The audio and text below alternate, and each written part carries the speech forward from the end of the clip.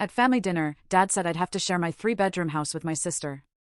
I never thought sitting down for Sunday dinner could feel like a betrayal, but the moment my dad spoke, my entire world tilted. My carefully built life was about to be invaded, and I couldn't stop it. The comforting smell of pot roast, usually a favorite, now felt thick with strange tension in the air. We were all gathered around the dining table, a scene I'd cherished forever, now feeling like it was about to fall apart. I was just digging into my second helping when Dad's voice suddenly cut through the chatter, dropping what he clearly thought was big news. "Ethan," he began, setting his fork down with deliberate care. "Your mother, Diane, and I have been discussing something important. Sarah and Jason are having some financial difficulties right now, and we think it's time for family to step up." Across from me, my sister Sarah kept her eyes glued to her plate. Jason shifted uncomfortably.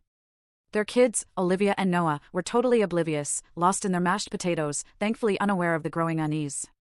"What kind of difficulties?" I asked, trying to keep my voice neutral. Diane jumped in before Dad could reply. "They're struggling with their mortgage payments, sweetheart. You know how expensive things have gotten lately." It was a familiar refrain. "That's rough," I said, truly meaning it. "Have you guys looked into refinancing or talking to the bank about payment options?" Dad waved his hand dismissively.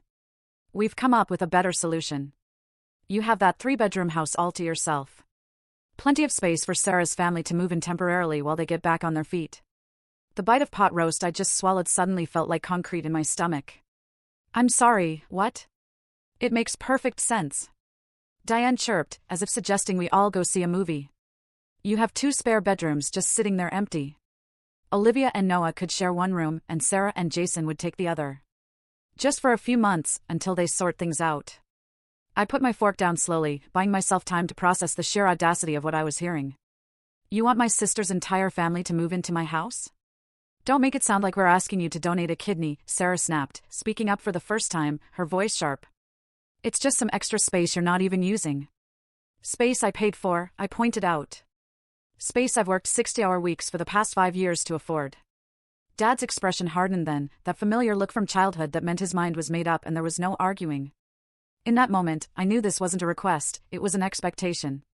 My family was ready to walk all over me, and I felt utterly alone at that dinner table.